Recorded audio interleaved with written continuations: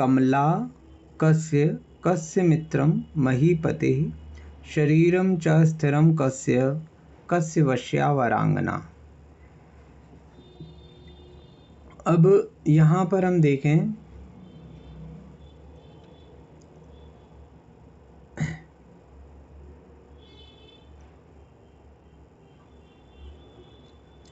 तो अचला और कमला, अचला और कमला ये दोनों क्या हैं? कमला का विशेषण है अचला, जो चलायमान नहीं है। ठीक है, चलायमान नहीं है ऐसे कमला। तो अचल, अचल यानी जो चलता नहीं है, और स्त्रीलिंग में ले लिया तो इसलिए अचला। तो कस्य कमला अचला, किसकी लक्ष्मी अचल है, अर्थात किसकी लक्ष्मी चलायमान नहीं है। सबकी लक्ष्मी, सबके जो धन दौलत पैसा है वह चलायमान है। ठीक है, फिर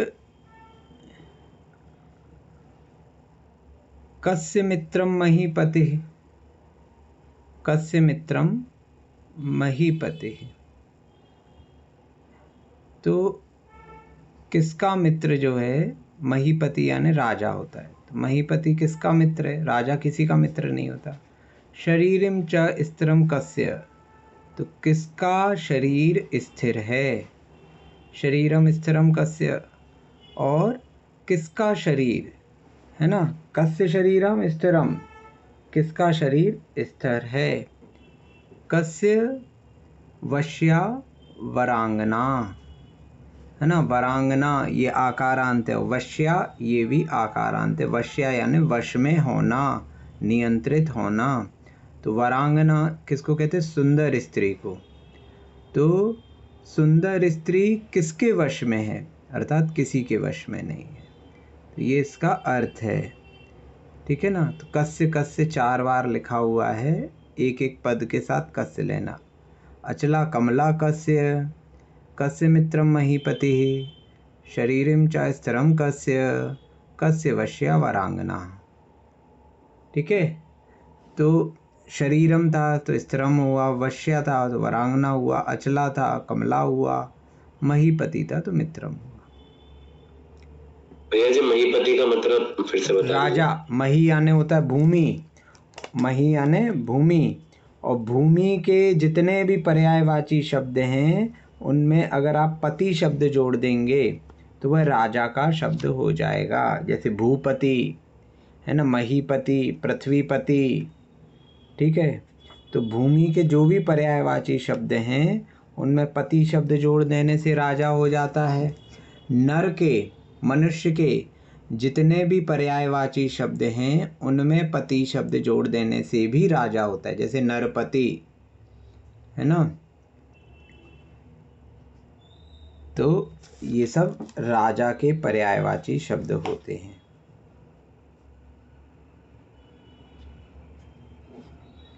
ठीक है,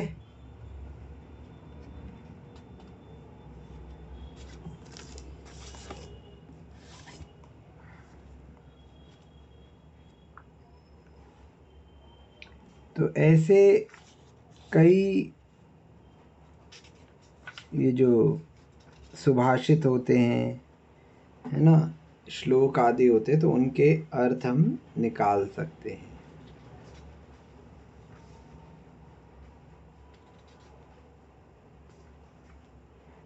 ठीक है, भैया जी इसके नीचे में जो लिखा है कमला लक्ष्मी कस्य अचला स्थिरास्ति, वापस ये संस्कृत में ही वही चीज क्यों लिखा है? उसको गद्य के रूप में समझाया है, पहले श्लोक में है ना, कमला लक्ष्मी अच्छा, वो कस्य श्लोक अचला में ऊपर स्थिरा वाला। अस्ति। हाँ, वो श्लोक था और ये उसको जी व्याख्या की है। गद्य में समझा हाँ, दो, गद्य संस्कृत में, का संस्कृत में। संस्कृत का संस्कृत में ही समझाया है। जैसे आप लोग टीका पढ़ते हैं ना कई बार, तो टीका पढ़ते तो टीका भी संस्कृत में लिखी रहती है। सूत्र दिया है, सूत्र के बाद फिर टीका दे दी जाती है, तो वो भी अपन पढ़ते हैंगे। ठीक है,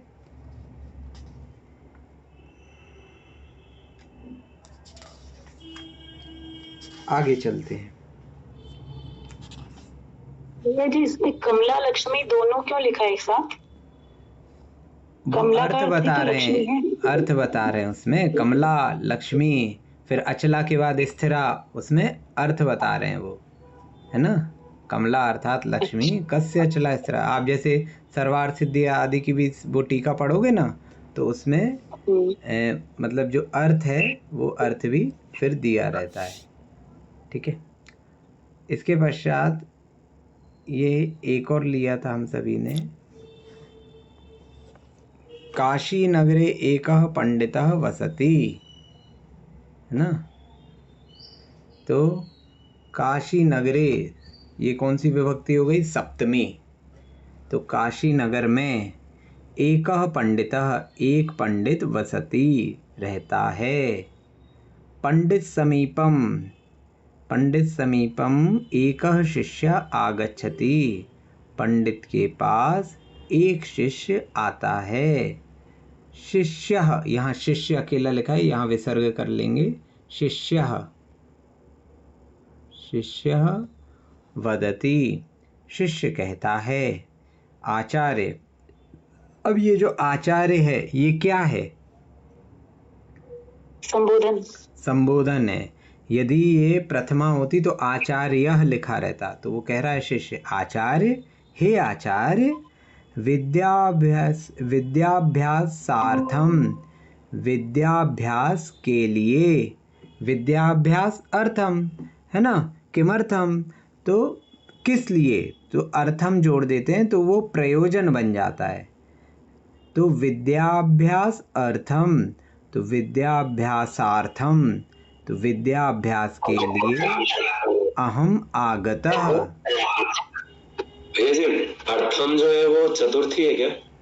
चतुर्थी के स्थान पे आप अर्थम या तुमुन ये सभी का प्रयोग कर सकते हैं, है ना। यदि आप लिखो विद्याभ्यासाय,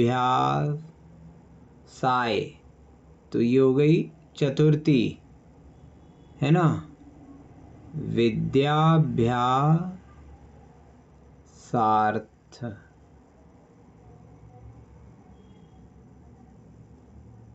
तो ये अर्थम हो गया। और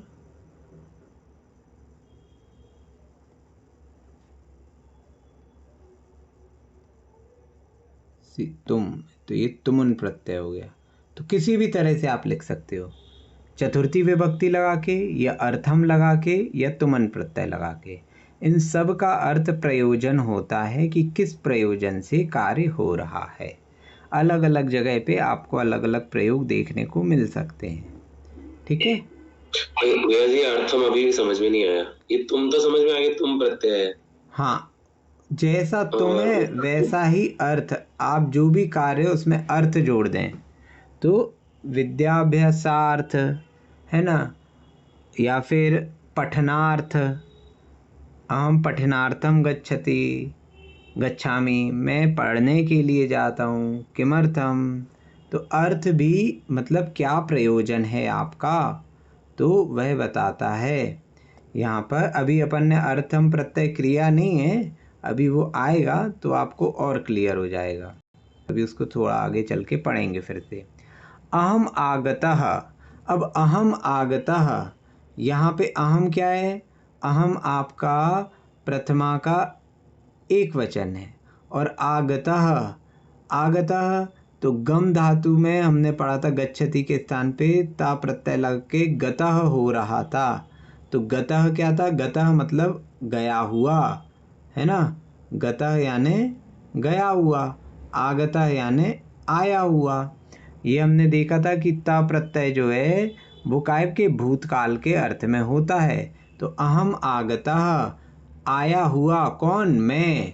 तो मैं विद्याभ्यास के लिए आया हूँ। ठीक है, अहम आगता अहम का विशेषण है। मैं कैसा हूँ? आया हुआ हूँ, आ चुका हूँ। तो अहम आगतः, मैं आया हुआ हूँ। काय के लिए? विद्याभ्यासार्थम, विद्याभ्यास के लिए। पंडितः शिष्य बुद्धि परीक्षार्थम, यहाँ पे भी देखो अर्थम आ गया। तो शिष्य की बुद्धि के परीक्षार्थम, परीक्षा के लिए, पृच्छति, पूछता है ना। पंडित शिष्य की बुद्धि की परीक्षा के लिए पूछता है। वत्स, वत्स भी क्या हो गया, संबोधन।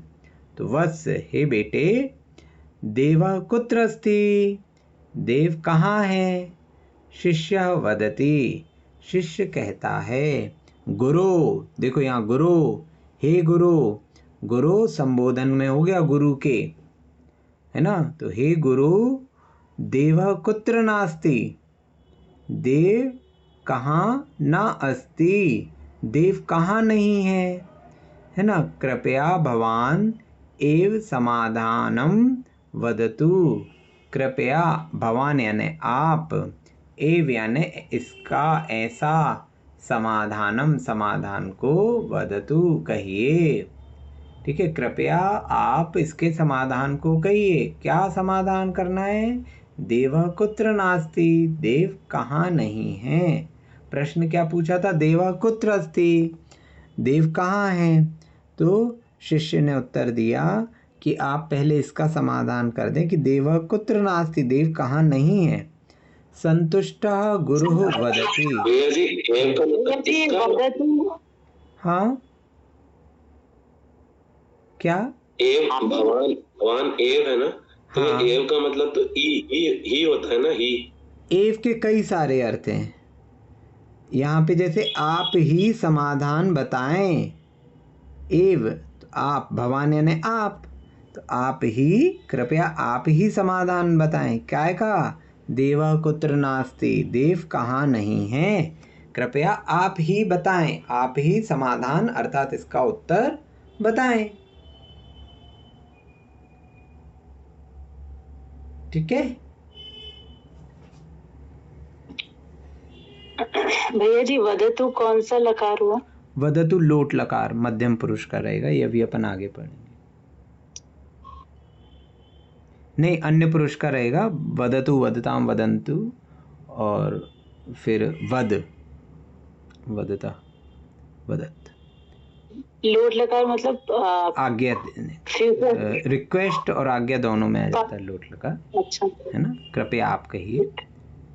संतुष्ट गुरु वदति, तो गुरु का विशेषण क्या हो गया, संतुष्ट। कैसे हैं गुरु, संतुष्ट, तो संतुष्ट गुरु कहते हैं। वदति, संतुष्ट गुरु ने कहते हैं। ठीक है। देवः सर्वत्र अस्ति, देव सर्वत्र हैं, सभी जगह है। देवः सर्वव्यापी, देखो देव के विशेषण लग रहे हैं। देवः सर्वत्र अस्ति, देवः सर्वव्यापी, देव सर्वव्यापी है। त्वं बुद्धिमान, तुम बुद्धिमान हो। अतः विद्याभ्यासार्थम अत्र एव वस, इसलिए विद्याभ्यास के लिए अत्र एव, यहाँ ही, वस रहो।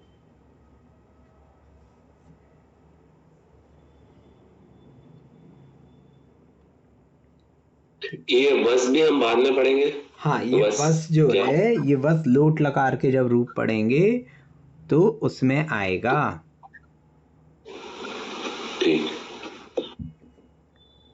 ठीक है।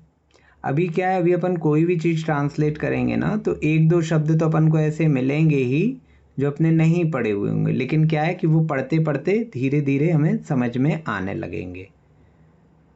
ठीक है। बाकी इसमें कहीं कोई समस्या,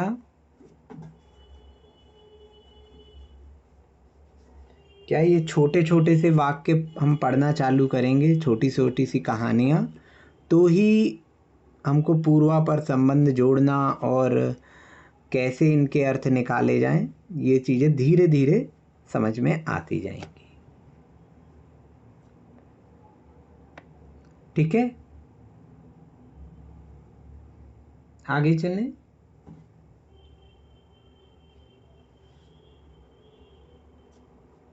कोई प्रश्न है किसी का? ठीक है।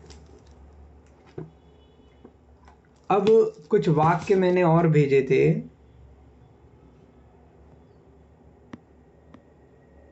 ये मेरे ख्याल से इसमें किसी को कोई समस्या नहीं होनी चाहिए।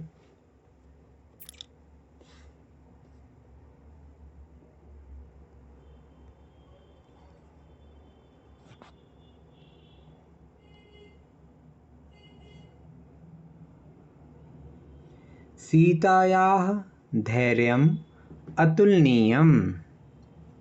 सीतायाः, सीतायाः कौन सी विभक्ति हो गई? सीतायाः हो गई षष्ठी, है ना। तो सीता का, धैर्यम, धैर्यम हो गया आपका नपुंसक लिंग का एक वचन, धैर्यम। और अतुलनीयम, अतुलनीयम तो उसका विशेषण हो गया। धैर्य कैसा है? अतुलनीय है, तो इसलिए अतुलनीयम, सीता का धैर्य अतुलनीयम। अब यहाँ अस्थि लगाने की आवश्यकता नहीं। धैर्य को कर्म के रूप में नहीं लेंगे? नहीं, द्वितीय विभक्ति नहीं हो गया? हाँ, द्वितीय विभक्ति अगर आप करते हो, ठीक है, अगर आपने इसको द्वितीय विभक्ति कर दिया तो अब आप मुझे ये बताओ कि कर्ता कौन है? अच्छा, ये टोटल पूरा सीता का धैर्य करता हुआ है, ठीक है ना। किसके विषय में बात कर रहे हो आप? सीता के धैर्य के लिए। सीता के धैर्य के लिए। उसी धैर्य को आप विशेषण क्या दे रहे हो कि उसका धैर्य अतुलनीय है, और आपकी क्रिया क्या है? अतुलनीय है। अतुलनीय है क्रिया है आपकी, जो कि लिखी नहीं है ना, तो छिपी हुई है वो क्रिया। तो अतुलनीय है, तो है क्रिया है, तो क्या है?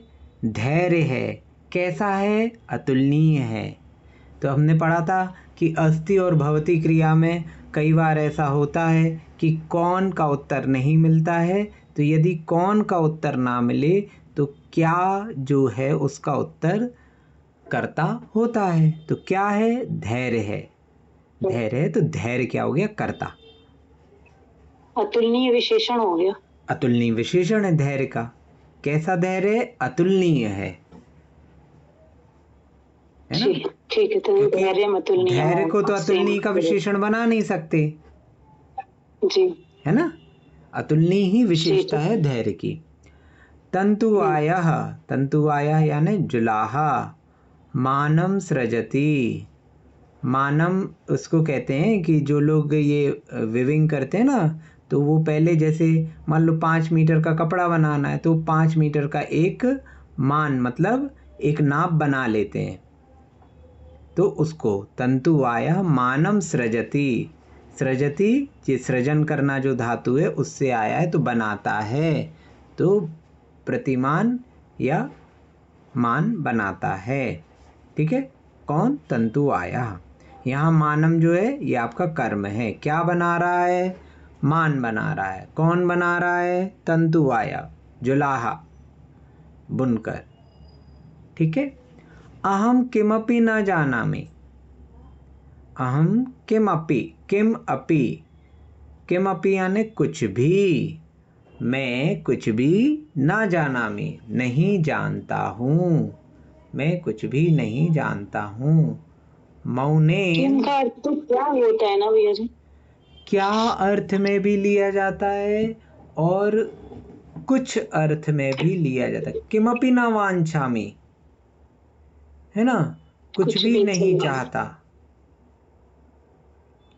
हम कई बार इंग्लिश में कहते हैं वॉट एवर यू वॉन्ट, है ना। तो वॉट एवर यू वॉन्ट, जो कुछ तुम चाहते हो, यही होता है ना अर्थ। तो वॉट का अर्थ तो क्या होता है? फिर वॉट एवर में क्यों ले लिया हमने कुछ? तो नहीं, इस प्रकार से भी चलेगा, है ना। तो अहम किमपि ना जानामि, मैं कुछ भी नहीं चाहता, सॉरी नहीं जानता। और यदि इसको इच्छामि कर दूं तो मैं कुछ भी नहीं चाहता। मौनेन कलह शाम्यति। मौनेन, मौनेन कौन सी विभक्ति हो गई? तृतीया। तो मौन के द्वारा, मौनेन मौन से, मौन के द्वारा, कलह शाम्यति, कलह शांत होती है। यहाँ कलह क्या है? करता है। कौन शांत होता है? शाम्यति यानी शांत होना। तो कौन शांत होता है? कलह शांत होती है। ठीक है, तो मौनेन, मौन से, कलह शाम्यति। कई बार ऐसा होता है कि हमको ये लगता है कि जो कुछ करता ऐसे रहते कि हमें लगता है ये कर्म होने चाहिए, लेकिन नहीं, हम ये देखें कि कौन का उत्तर क्या आ रहा है। शाम्यति यानी शांत होता है। कौन शांत होता है, क्या कौन शांत होती है, तो कलह शांत होती है। ठीक है, वृद्धा भविष्यम न चिंत्यति। वृद्धा चिंत्यति, चिंतित करती है, चिंता करती है। ना चिंत्यति, नहीं चिंता करती है। कौन चिंता नहीं करती है, वृद्धा। तो वृद्धा हो गई आपकी कर्ता, प्रथमा का एक वचन। तो लता जैसे रूप चलेंगे इसके, तो वृद्धा, वृद्धे, वृद्धाहा। तो वृद्धा भविष्यम, किसकी चिंता नहीं करती, तो भविष्य की। तो यहाँ ये भविष्य हो गया कर्म। ठीक है, तो भविष्यम ना चिंत्यति, वृद्धा भविष्यम ना चिंत्यति।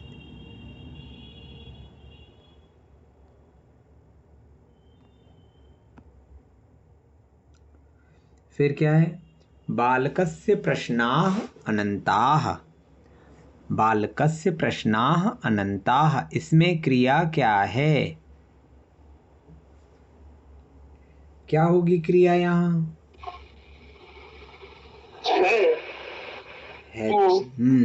है क्रिया होगी बहुवचन में, तो संति हो जाएगी।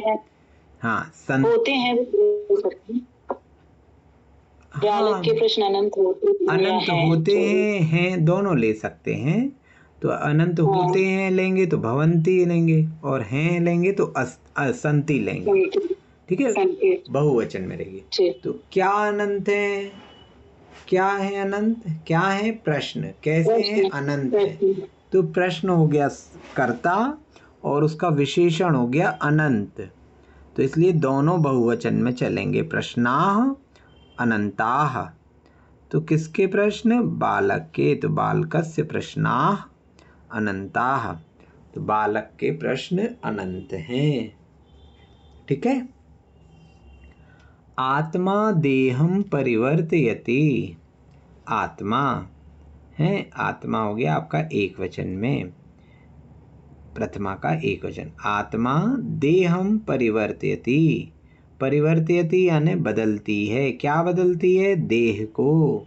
तो देह हो गया कर्म, आत्मा हो गया कर्ता। आत्मा देहम परिवर्तयति, आत्मा देह बदलती है। मेघ गर्जनम शिशुम भीषयति। मेघ गर्जनम शिशुम भीषयति, तो मेघ गर्जनम, भीषयति यानी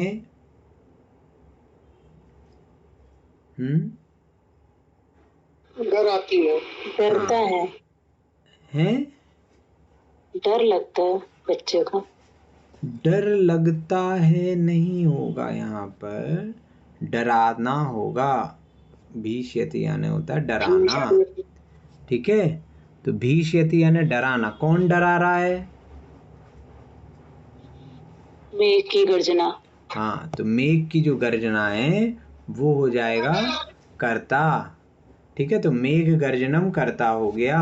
तो मेघ गर्जनम नपुंसक लिंग में है, इसलिए प्रथमा के एक वचन में भी मेघ गर्जनम होगा। तो मेघ गर्जनम किसको डराता है, शिशु को। तो शिशु हो गया कर्म, तो इसीलिए शिशुम, मेघ गर्जनम शिशुम भीष्यति, मेघ गर्जन शिशु को डराता है। ठीक है, बादलों की गर्जना शिशु को डराती है। रणम कृत्वा घृतम पिबेत, ये अभी आपके इक्त्वा प्रत्यय नहीं आया है। कृत्वा का अर्थ होता है लेकर, करके। तो ऋण करके घृतम पिबेत, घी पीना चाहिए। ये अभी आपका इसमें क्रिया भी नहीं हुई, कृत्वा वगैरह भी नहीं हुई, इसको छोड़ दीजिए। सा पितामहाय पानीयम नयति। तो सा यानी वह स्त्री के लिए, नयति यानी ले जाती है। स्त्री है इसलिए ले जाती है। ठीक है, स्त्री है इसीलिए ले जाती है। कौन सा, वह, किसके लिए? पितामहाय। पितामह यानी क्या होता है? दादाजी, है ना। तो चतुर्थी विभक्ति क्या हो गई? पितामहाय। तो पितामह के लिए पानीयम। पानीय चंदन सदक्षत पुष्प पुंज। तो पानी को, जल को पानीय भी कहते हैं। तो कर्म हो गया पानीयम। ठीक है, समझ में आया? कोई प्रश्न किसी का?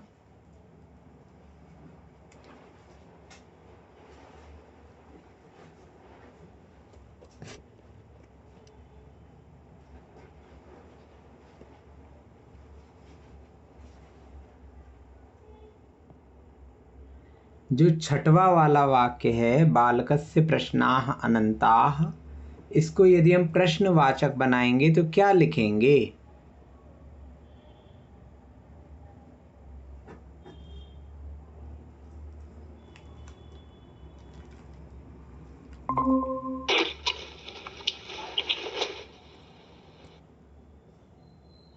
वा लगा देंगे क्या? बालकस्य प्रश्न अनंता वा। कस्य प्रश्नः अनन्तः। बालकस्य प्रश्नः अनंता, इसका अर्थ हो जाएगा बालक के प्रश्न अनंत हैं क्या? कस्य प्रश्नाः अनंताः, इसका अर्थ हो जाएगा किसके प्रश्न अनंत हैं?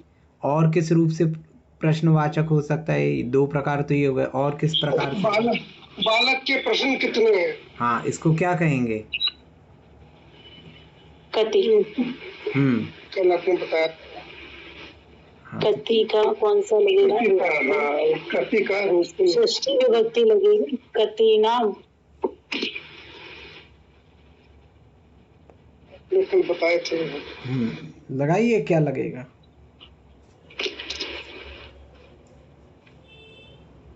कति की कौन सी विभक्ति लगाएंगे? प्रथमा ही लगेगी भैया जी। प्रथमा कैसी लगेगी कति की? भैया प्रश्न के साथ है ना कितने। हाँ, तो कैसे, क्या लिखेंगे बताइए? बालकस्य प्रश्नः कति। बालकस्य कति प्रश्नाः सन्ति। बालक के कितने प्रश्न हैं, है ना? बालकस्य कति प्रश्नाः सन्ति। क्यों कति की प्रथमा क्यों लगी? क्योंकि संख्या कितनी है? अनंत है। अनंत में कौन सी विभक्ति लगी है? प्रथमा। इसीलिए कति में भी प्रथमा लगेगी। ठीक है ना? समझ में आया?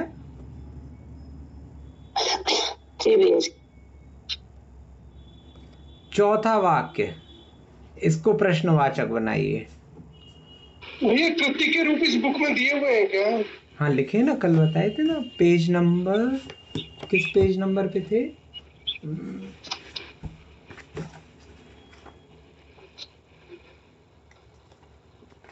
56 पे।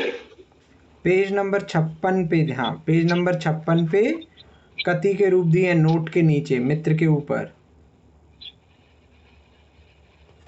इसके केवल भविष्य बहुवचन में रूप चलेंगे। चौथा वाक्य, मौनेन कलह शाम्यति, इसको प्रश्नवाचक बनाइए। किम शाम्यति हैं? मौनेन किम शाम्यति। किम शाम्यति, किम शाम्यति, किम क्या है यहाँ पे आपका? अव्यय है।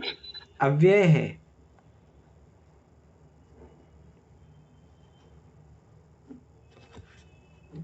किम के तो अपन रूप चलाते हैं। नहीं, रूप है। हाँ, नहीं है। ये का किम वाले रूप है ना, पढ़े थे हम लोग। हाँ, तो क्या विभक्ति लगेगी यहाँ पर?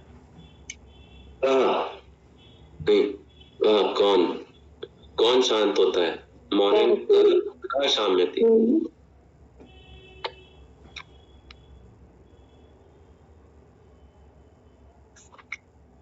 देखो क्या है, जिस शब्द को आप हटा रहे हो बस उसमें जो विभक्ति लगी है वो विभक्ति लगा दो।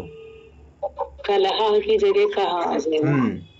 तो कह भी लिख सकते हैं और किम भी लिख सकते हैं। किम इसलिए लिख सकते हैं कि नपुंसक लिंग में किम होता है। अब उत्तर हमें नहीं पता कि वह पुल्लिंग है, स्त्रीलिंग है, नपुंसक लिंग है, तो किम का भी प्रयोग कर सकते हैं और कह का भी प्रयोग कर सकते हैं।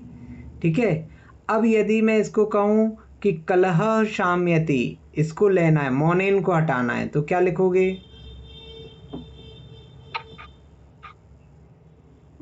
क की तृतीया आएगी। हाँ, क्या आएगी? किम भी लगा सकते हैं ना इसमें भी तो। हाँ,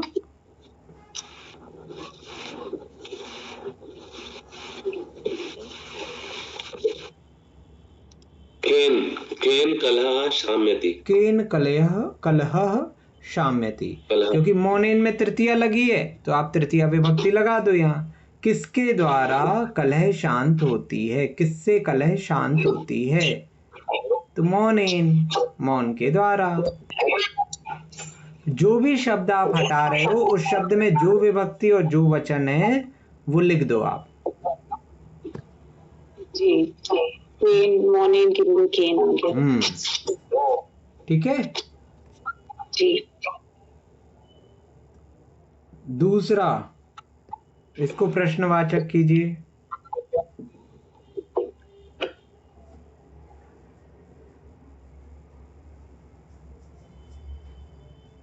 तंतुवाय मानम सृजति। हाँ, क्या आएगा?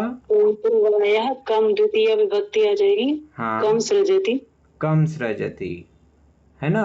दूसरा आएगा कह मानम सृजति। कह मानम सृजति या तंतुवाय कम सृजति। तंतुवाय क्या बनाता है या कौन मान बनाता है? ठीक है ना?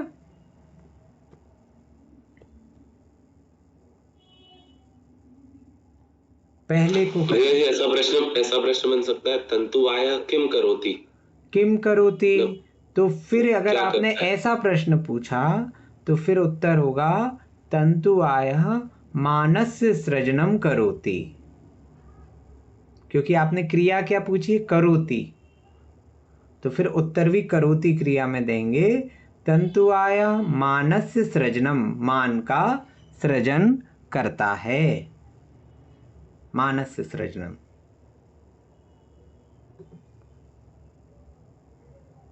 सीतायाः धैर्यम अतुलनीयम। इसमें भी कम आएगा। सीतायाः कम अतुलनीयम। कम अतुलनीयम, कम तो पुल्लिंग का है ना? हाँ। स्त्रीलिंग का क्या होगा? स्त्रीलिंग क्यों लगाएंगे? अच्छा, नपुंसक लिंग का होगा। तो क्या हो जाएगा?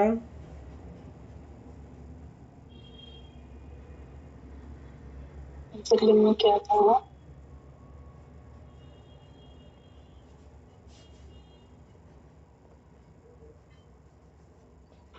कदम।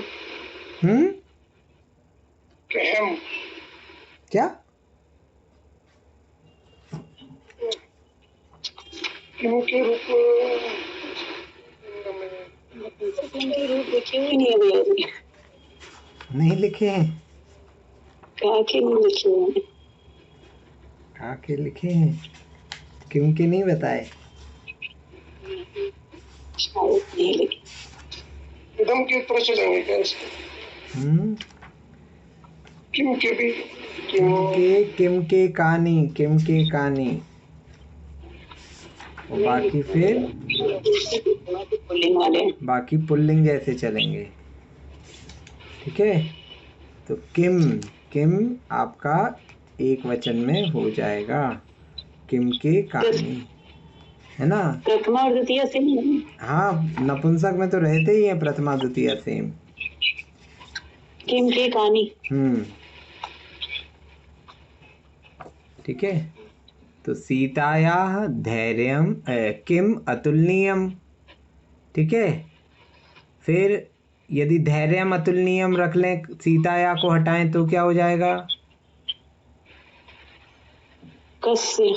कस्य या कस्या।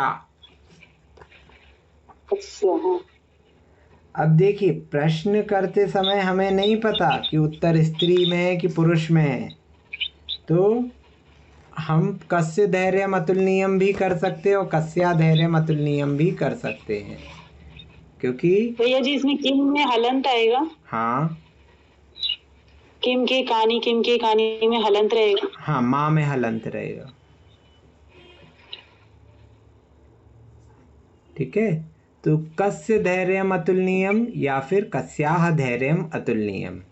अब हम कहते हैं कि आप अतुलनीयम हटाइए और फिर प्रश्न बनाइए, तो आप क्या प्रश्न बनाएंगे? सीतायाः धैर्यम, अब अतुलनीयम के स्थान पे आप क्या लिखेंगे? कस्य लिख सकते हैं, कैसा है? हैं? कस्य आने तो किसका सीता होता है? कस्य मैंने किसका? अच्छा, कैसा के लिए क्या आएगा? कैसा के लिए आप पढ़ चुके हैं।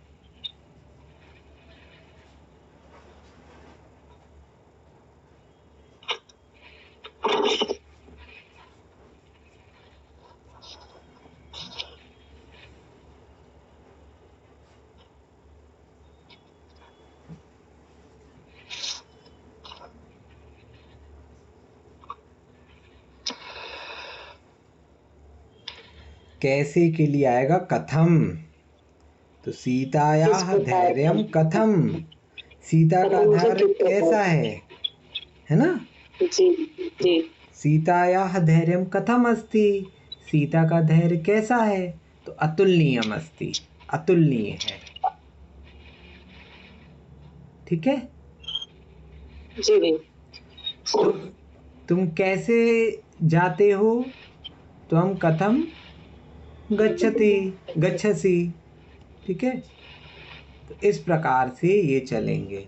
तो हमको क्या करना है कि ये जो हम पढ़ रहे हैं इनमें छोटे छोटे शब्दों में अब हमें उस पर पूरा करके देखना है कि इसको अगर हम प्रश्नवाचक बनाएंगे तो कैसा बनाएंगे, इसको हम द्विवचन में बनाएंगे तो कैसा बनाएंगे। ठीक है ना? तो उससे क्या है, हमारे शब्दों का बहुत ज़्यादा प्रयोग होगा और हमको उनका उपयोग समझ में आएगा, क्योंकि हर चीज़ आपको एक्सरसाइज में दी जाए ये संभव नहीं है। अब एक्सरसाइज भी हमको स्वयं ही बनानी पड़ेगी, अभ्यास स्वयं से करना पड़ेगा। ठीक है, चलिए ठीक है, आज इतना ही रहने देते हैं।